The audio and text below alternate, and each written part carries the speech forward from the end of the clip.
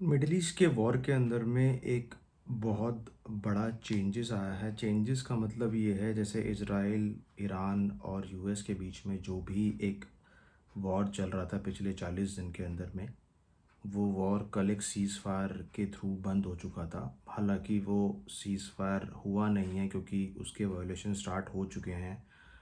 सुबह की रिपोर्ट के अंदर में अगर देखा जाए तो इसराइल ने 10 मिनट के अंदर में 100 से भी ज़्यादा अटैक किए हैं, एयर स्ट्राइक्स करी हैं लेबनान के अंदर में हिजबुल्लाह के ऊपर में। दरअसल में ये जो पॉइंट है, बेसिकली सीज़ फायर वायलेट क्यों हुई है, ये एक अलग मुद्दा है। मैं इस पर एक अलग वीडियो बनाऊंगा। आज की इस वीडियो के अंदर में मैं आपसे डिस्कस ये कर रहा हूँ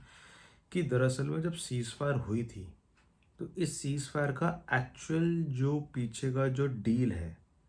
वो सीक्रेट क्या है, वो सीक्रेट डील एक्चुअल में है क्या। देखो, सबको ये पता है कि ग्लोबल स्टेज के ऊपर में पाकिस्तान ने अपने आप को एक स्ट्रॉन्ग रिप्रेजेंटेटिव या स्ट्रॉन्ग, एक आप ये मान के चलो, एक पीस मीडिएटर अपने आप को रिप्रेजेंट किया है ग्लोबल स्टेज के अंदर में, जिसने वो लोग ये भी बोला था कि मैं इज़राइल और ईरान और आपका यूएस के बीच में जो भी टेंशन्स हैं, जो भी कॉन्फ्लिक्ट्स हैं, उसके अंदर में मैं ये चाहता हूँ कि सारी कंट्रीज़ के बीच में मीडिएशन हो जाए और पीस एक तरीके से जो साइन है वो पीस तरीके से ये चीज़ को सॉल्व हो जाए, नेगोशिएट हो जाए। दरअसल में ये चीज़ पाकिस्तान ने क्यों करी, कोई और देश क्यों नहीं आया है इसके बीच में? क्योंकि देखो, देश तो बहुत सारे हैं, यूरोपियन यूनियन भी है, मिडिल ईस्ट के और भी देश हैं, या फिर वेस्ट एशिया की अगर बात करूं या ईस्ट एशिया की अगर बात करूं, और तो बहुत सारे हैं। पाकिस्तान ही एक ऐसा प्लेयर क्यों है जो अपने आप को ग्लोबल स्टेज पर रिप्रेजेंट कर रहा है कि मैंने पीस करवाने के लिए, मैं नेगोशिएट या मीडिएटर बनने के लिए तैयार हूँ। अब बहुत सारे नरेटिव्स ये चल रहे हैं कि भारत इस दौर में, मतलब इस रेस में पीछे हो गया, भारत का क्या स्टैंड है, भारत ने क्या गेन किया, भारत ने क्या लूज़ किया, इस वॉर को भारत कहीं ना कहीं, ये तरह तरह का नरेशंस और ये डिबेट हमारी इंडियन मीडियाज़ के अंदर में ऑलरेडी चल रही है। बट एग्जैक्टली आज क्या है, इस स्ट्रैटेजी के पीछे क्या है, पाकिस्तान ने स्ट्रैटेजी के अंदर में क्या क्या चीज़ें जो हैं वो इम्प्लीमेंट करी हैं इस वॉर को रोकने के लिए, पाकिस्तान का क्या फ़ायदा था, पाकिस्तान का क्या लॉस है, आज हम लोग इस पूरी की पूरी जो पाकिस्तान की जो स्ट्रैटेजी डॉक्ट्रिन है, इसको हम लोग डिकोड करेंगे स्टेप बाय स्टेप। इसमें पाकिस्तान ने टोटल 5 मेजर स्टेप्स का जो स्टेप्स है उसको इम्प्लीमेंट किया है इस वॉर को रोकने के लिए, जिसके अंदर पहला जो है उसको बोलते हैं limited alignment strategy. Limited alignment strategy का मतलब ये है कि ये पाकिस्तान ने सबसे स्मार्ट और सबसे स्ट्रॉन्ग मूव जो है आज की डेट में खेला है दोनों कंट्रीज़ के बीच में, जिसके अंदर में उसने दोनों साइड्स को, यूएस को भी और ईरान को भी, उसने ये चीज़ कन्वे करने में ये सक्सेस हुआ है, जिसके अंदर में उसने यूएस को ये बोला था कि वॉर को मत बढ़ाओ, इस वॉर को पीसफुली रिजॉल्व कर लो। दूसरी तरफ उसने ईरान को उसने ये बोला कि हम लोग ये चाहते हैं कि मिलिट्री एस्केलेशन के बिना ये वॉर जो है का जो सॉल्यूशन है, इस वॉर का सॉल्यूशन निकले। तो इसमें क्या था कि यानी पाकिस्तान खुद को एक ब्रिज रिप्रेजेंट कर रहा है ग्लोबल स्टेज पे, और ये दर्शाना चाहता है दुनिया को कि इन दोनों के बीच में मैंने एक पीस टॉक करवाई है। अब दरअसल में ये एग्जैक्टली में क्यों करवाई है, ये हम लोग डिस्कस करेंगे इसकी दूसरी स्ट्रैटेजी के अंदर में। जो दूसरी स्ट्रैटेजी है उसको बोलते हैं dual channel diplomacy. Dual channel diplomacy का मतलब क्या होता है? देखो, दूसरा मूव जो है, ये जो मूव इन्होंने खेला, ये बहुत इंटरेस्टिंग है। इसमें ड्यूल चैनल स्ट्रैटेजी का जो इम्प्लीमेंट किया गया है वो ये किया गया है, जिसके अंदर में जो पाकिस्तान का जो फेल्ड मार्शल है, एयर मार्शल आसिम मुनीर, उसने क्या करा है, उसने अपने डिप्लोमेटिक चैनल्स के थ्रू, जो बैकडोर्स के चैनल्स होते हैं, उसने यूएस की मिलिट्री के जो टॉप जर्नल्स हैं और जो सेनेटर्स हैं, बेसिकली उनको कन्विंस कर लिया है कि आप इस वॉर को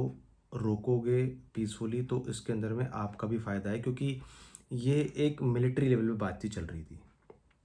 क्योंकि फील्ड मार्शल है तो वो जितने भी जो उसके मिलिट्री जो सेनेटर्स हैं और जो मेजर्स हैं, जनरल्स हैं, उनसे उसने एक मिलिट्री लेवल पे बात चल रही थी। वहीं दूसरी तरफ जो पाकिस्तान के जो प्राइम मिनिस्टर हैं, मिस्टर शरीफ, जो शरीफ है नहीं बट है, उनका नाम ही शरीफ है तो क्या कह सकते हैं, उन्होंने क्या करा था, उन्होंने जो डिप्लोमेसी के जो बड़े नेता हैं, जैसे कि जो वर्ल्ड लीडर्स हैं, यूएस के जो, अगर मैं बात करूं जो यूएस के लीडर्स हैं, उनको कन्विंस किया कि इस इशू का जो रिजॉल्वमेंट है वो डायलॉग से ही हो सकता है, कि जो पीस टॉक हो रही है उससे सॉल्व हो सकता है। तो कहीं ना कहीं यहाँ पर पाकिस्तान ने ड्यूल स्ट्रैटेजी अपनाई, जिसके अंदर में मिलिट्री प्लस पॉलिटिकल चैनल्स को दोनों को एक्टिव रखा, जिसके अंदर में वो दोनों मिलिट्री लेवल को भी और पॉलिटिकल लेवल को भी कन्विंस करने में इसमें भी सक्सेसफुल रहा। तीसरा जो था वो ये है strategic active neutrality. Strategic active neutrality का मतलब क्या होता है? देखो, ये स्ट्रैटेजी जो है ये तरीके से आप एक चीज़ ये नोटिस करो कि इसके अंदर में पाकिस्तान ने अपना जो रोल है बिल्कुल दुनिया के सामने बिल्कुल सही रखा, क्योंकि पाकिस्तान ने, अगर आप नोटिस करोगे इस वॉर के अंदर में, अगर आप डीपली इसको एनालाइज करोगे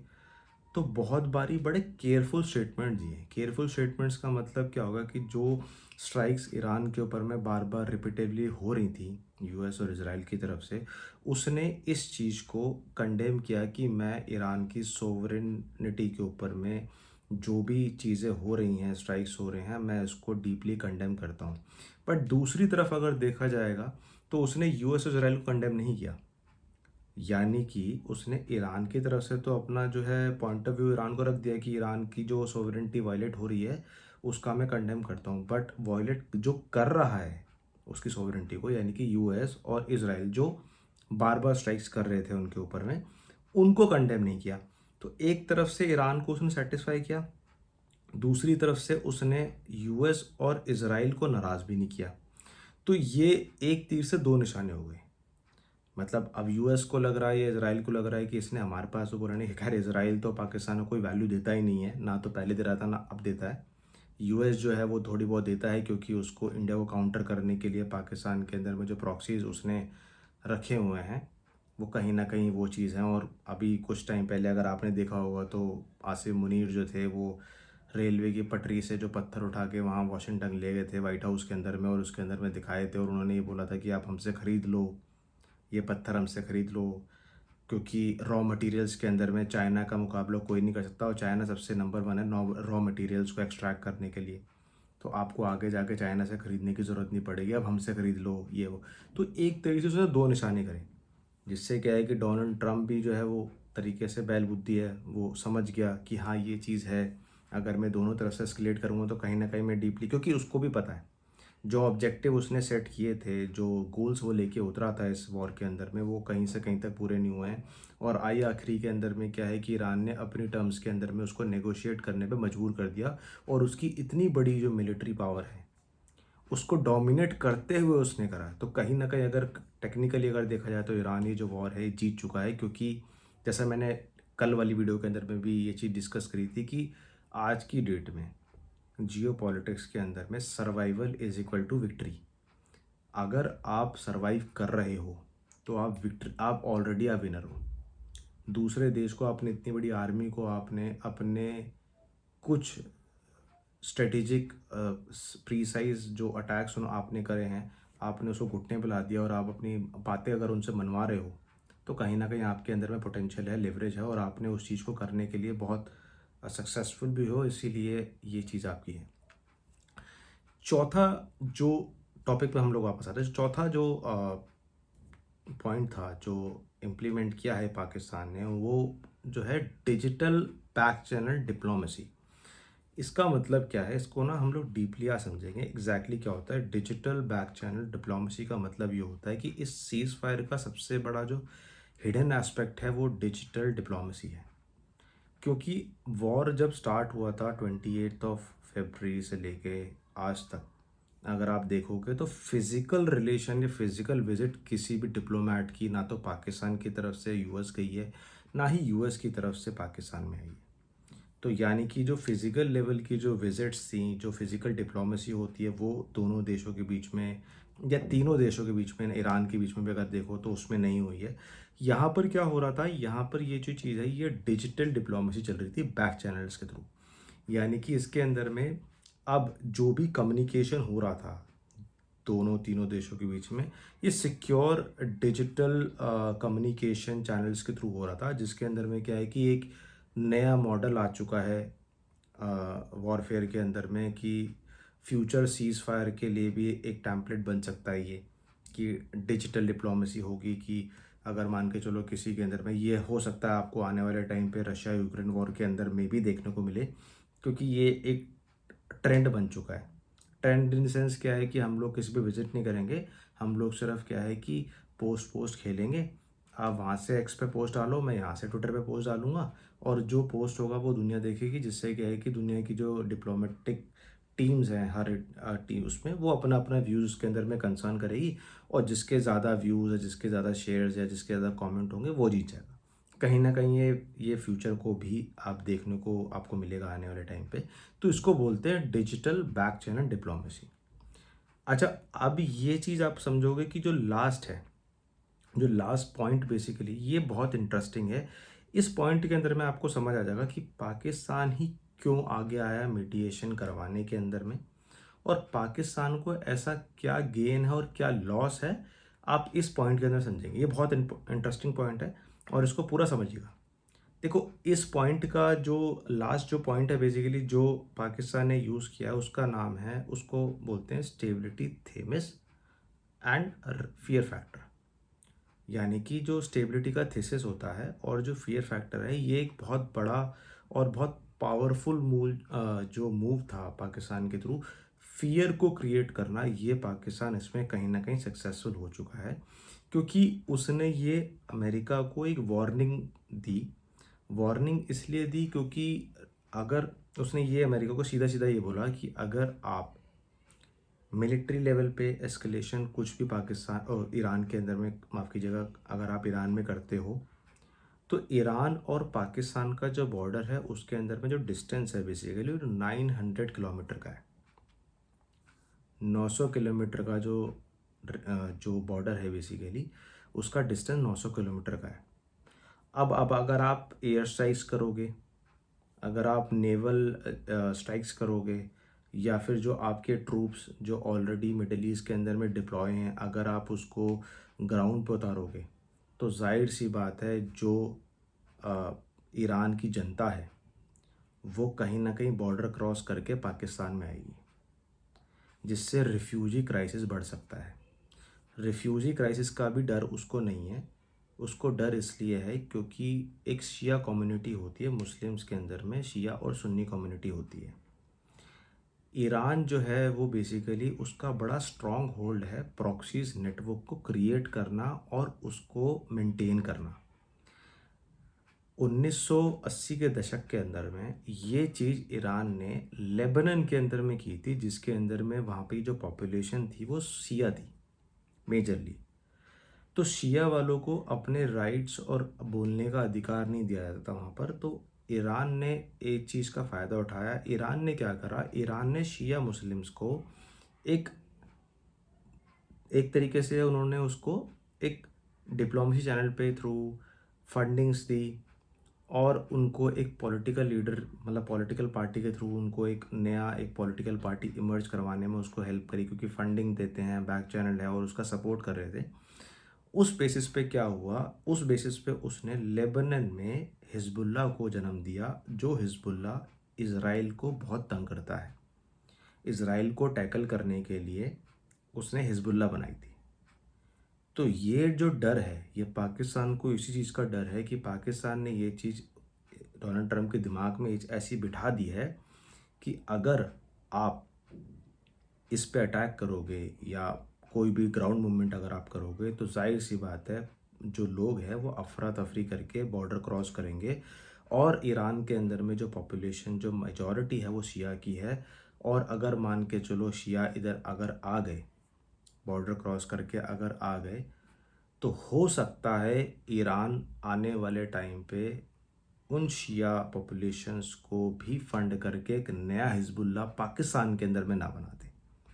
क्योंकि अमेरिका हिजबुल्लाह से बहुत ज़्यादा परेशान है, अमेरिका और इज़राइल दोनों ही, क्योंकि अमेरिका इज़राइल जो है बहुत टाइम से इनको टैकल कर रहे हैं। अब वो इस फेस में है नहीं कि एक अदर प्रॉक्सी ग्रुप को भी टैकल करें, वो भी पाकिस्तान के अंदर में। तो ये चीज़ शहबाज शरीफ ने डोनाल्ड ट्रंप के दिमाग के अंदर में ये चीज़ कूट कूट के भर दी है कि अगर आप ऐसा कुछ भी अगर स्टेप उठाते हो तो हो सकता है कि एक नया हिज़्बुल्लाह जो है उसका रीबर्थ हो जाए पाकिस्तान के अंदर में, जिसको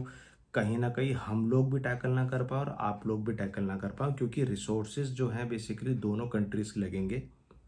पाकिस्तान के भी लगेंगे और यूएस के लगेंगे। पाकिस्तान को तो ख़ैर कुछ लगेगा नहीं, क्योंकि पाकिस्तान को देता ही अमेरिका है, तो रिसोर्सेज़ तो नाम पे उस पे कुछ है नहीं। बट हाँ, जो भी चीज़ उसके पास में है वो चीज़ है।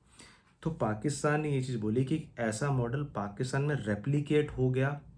तो कहीं न कहीं जो पूरा का पूरा जो रीजनल है वो कंप्लीटली अनस्टेबल हो जाएगा। और ये जो पॉइंट है ये यूएस को बड़ा कंसर्निंग लगा। कंसर्निंग इसलिए लगा क्योंकि इस बात में दम भी है।